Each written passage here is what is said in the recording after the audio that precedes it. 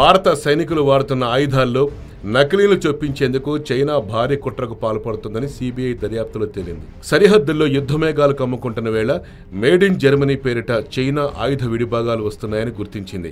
ఢిల్లీకి చెందిన ఆయుధ విడిభాగాల సంస్థ Sindh sales syndicate gun carriage factory జీసీఎఫ్లోని కొందరు అధికారులు ఈ మొత్తం కుట్రలో భాగస్వాములని పేర్కొంది.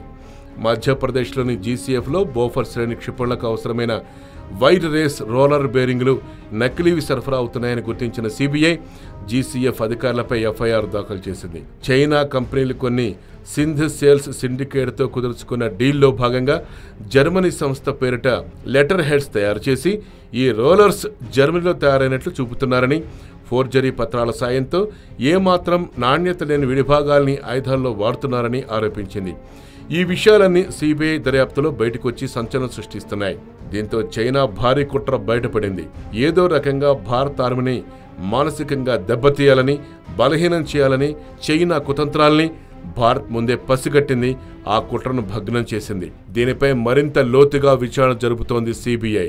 ఇంకా జిత్తులు మారి చైనా ఎన్ని కుతంత్రాలు పన్నుతుందో మన మీద.